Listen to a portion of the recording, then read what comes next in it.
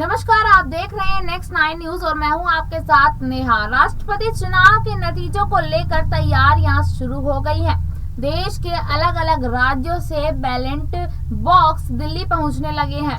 सभी ballot box के दिल्ली पहुंचने पर वोटों की गिनती शुरू हो जाएगी। 21 जुलाई यानी कि आज की सुबह वोट गिने जाएंगे। इसके बाद नतीजा सबके सामने होगा। तब तक हर किसी के मन में यही सवाल है कि कौन होगा देश का 15वां राष्ट्रपति। बता दें कि चुनाव के लिए 99% से ज्यादा मतदान किया गया है। एनडीए की तरफ से द्रौपदी मुर्मू राष्ट्रपति पद की उम्मीदवार हैं। वहीं यूपीए की तरफ से यशवंत सिन्हा मैदान में थे। मतदान के दौरान क्रॉस वोटिंग को लेकर भी बहुत सी खबरें सामने आई थी। कैसे तय होती है वोट वैल्यू और कैसे होते हैं जीत, आइए आपको बताते हैं। देश के नए राष्ट्रपति के चुनाव के लिए मतदान प्रक्रिया पूरी हो चुकी है। पीएम नरेंद्र मोदी, कांग्रेस नेता सोनिया गांधी, राहुल गांधी समेत देश भर में तमाम विधायकों व सांसदों ने अपने मताधिकार का प्रयोग किया। देश के 4800 सांसद और विधायकों को अपने मताधिकार को उपयोग करना था। कुल मतदान प्रतिशत 99% रहा। एनडीए की उम्मीदवार द्रौपदी मुर्मू के सामने विपक्ष की ओर से यशवंत सिन्हा मैदान में थे। वोटिंग के बीच राष्ट्रपति चुनावों में क्रॉस वोटिंग का मामला भी सामने आया है। तृणमूल कांग्रेस ने आरोप लगाया कि बीजेपी नेताओं ने क्रॉस वोटिंग की है। इसके अलावा कांग्रेस, सपा, एनसीपी से भी क्रॉस वोटिंग की खबरें सामने आई हैं। Chief returning officer PC mood के मुताबिक राष्ट्रपति चुनाव शांतिपूर्ण ढंग से संपन्न हुआ। चुनावों के लिए 99% मतदान रहा। इसी बीच बता दें आपको कि तमिलनाडु में कोरोना वायरस से जूझ रहे पूर्व डिप्टी सीएम ओ पनीरसेल्वम पीपी किट पहनकर अपना वोट देने पहुंचे थे। इसी बीच आपको यहाँ पे बता दें कि दिल्ली में विधायकों द्वारा वोटिंग की प्रक्रिया पूरी तो हो गई थी, लेकिन उस बीच यहाँ पर क्रॉस वोटिंग का मामला सामने आने लगा था। अब देखिए, यहाँ पर क्रॉस वोटिंग और वोटिंग तो हो चुकी है। अब यहाँ देखना ये है कि आखिरकार देश के राष्ट्रपति की कमान किसके हाथों में आती है। राष्ट्रपति चुनाव में ऐसा नहीं है कि एक जनप्रतिनिधि के वोट वैल्यू का निर्धारण उसके निर्वाचन क्षेत्र की जनसंख्या के आधार पर होता है।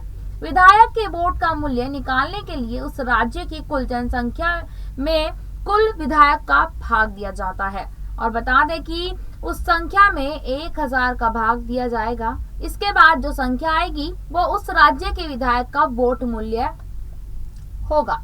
वही सांसद के बेटे का मूल्य अगर देखा जाए, वही सांसद के वोट का मूल्य सभी राज्यों के विधायक के वोटों की कुल मूल्य में संसद सदस्यों का भाग दिया जाएगा। इसके बाद जो संख्या आएगी वो सांसद के वोट का मूल्य होगा। इन वोट मूल्य में सबसे पहले कोटा पाने वाला उम्मीदवार ही विजयी माना जाएगा। किसकी जीत के बन रहे हैं समीकरण। राष्ट्रपति चुनाव में किसी भी उम्मीदवार की जीत के लिए बहुमत का आंकड़ा 5,43,216 है।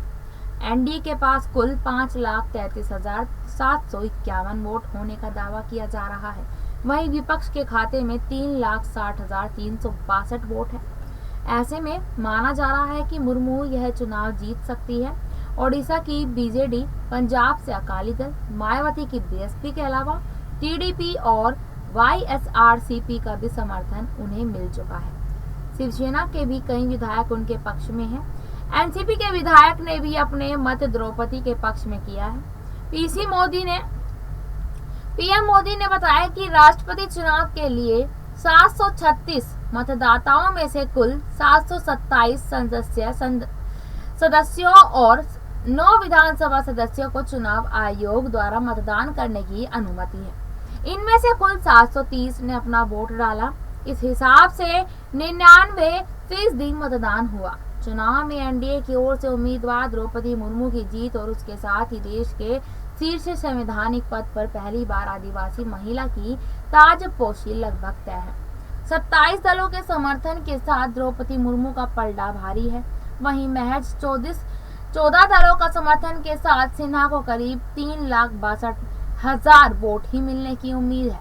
नतीजों का ऐलान 21 जुलाई यानी कि आज होगा। बिहार के सहकारिता और गोपालगंज से भाजपा विधायक सुभाष सिंह तो सोमवार को राष्ट्रपति चुनाव के लिए हुए मतदान में वोट नहीं डाल सके। मतदान समाप्त होने के बाद पत्रकारों से बातचीत में भाजपा विधायक व राष्ट्रपति चुनाव के लिए पार्टी पर्यवेक्षक संजय सरावगी ने कहा कि हमारी पार्टी के विधायक और राज्य मंत्री सुभाष सिंह बीमार होने के कारण वोट नहीं डाल सके। यह वर्तमान में अखिल भारतीय आयुर्विज्ञान संस्थान नई दिल्ली में भर्ती हैं। पश्चिम बंगाल की मुख्यमंत्री ममता बनर्जी राष्ट्रपति चुनाव में अपना वोट डालने के लिए राज्य विधानसभा पहुंची। गौरतलब है कि राष्ट्रपति चुनाव में विपक्ष की तरफ से उम्मीदवार बनाए गए यशवंत सिन्हा टीएमसी छोड़कर ही उम्मीदवार बने हैं। कांग्रेस ने एनडीए की राष्ट्रपति पद की उम्मीदवार द्रौपदी मुर्मू और अन्य के खिलाफ चुनाव आयोग में शिकायत दर्ज कराई है। कर्नाटक में कांग्रेस नेताओं ने बीजेपी नेताओं पर चुनाव आचार संहिता के उल्लंघन का आरोप लगाया है। दरअसल कर्नाटक में कांग्रेस ने मंगलवार 19 जुलाई को बीजेपी पर 28 जुलाई के दिन राष्ट्रपति चुनाव के दौरान कानून के प्रावधानों के उल्लंघन का आरोप लगाया है। कांग्रेस ने चुनाव आचार संहिता के उल्लंघन का आरोप लगाते हुए चुनाव आयोग में शिकायत दर्ज कराई है। कांग्रेस का आरोप है कि कर्नाटक में सत्तारूढ़ बीजेपी ने 17 और 18 जुलाई को मतदाताओं को रिश्वत और अन्य प्रलोभन देकर अपने पक्ष में वोट लेने का प्रयास किया।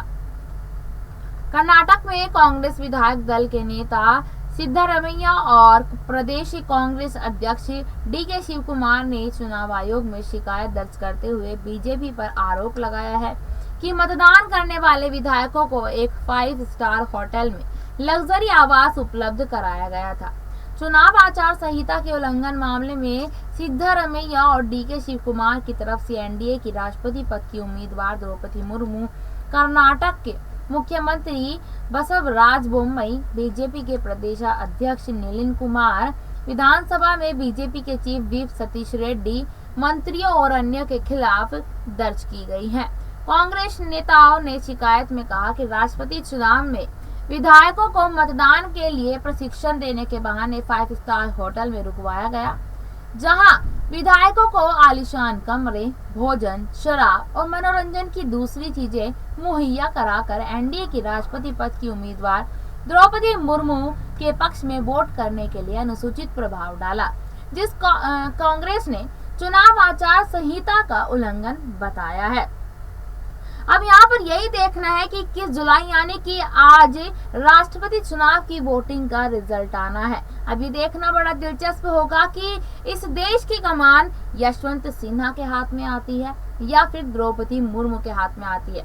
देखिए, जिस तरीके से अगर आंकड़ों पर नजर डाली जाए तो आंकड़ों को देखकर तो साफ यही लगता है कि आने वाले समय में देश की जो राष्ट्रपति होंगी वो एक आदिवासी महिला, आदिवासी समुदाय से बिलोंग करती हुई द्रौपदी मुर्मू ही होंगी, क्योंकि जिस हिसाब से आंकड़े सामने आ रहे हैं, सबसे ज्यादा समर्थन 75%, 75% समर्थन जो है वो द्रौपदी मुर्मू को मिलता नजर आया है। और उस समर्थन के हिसाब से अगर देखा जाए तो पूरा जो अंदेशा जाता है वो द्रौपदी मुर्मू की तरफ जाता है। ऐसी तमाम खबरों के लिए देखते रहिएगा नेक्स्ट 9 न्यूज। धन्यवाद।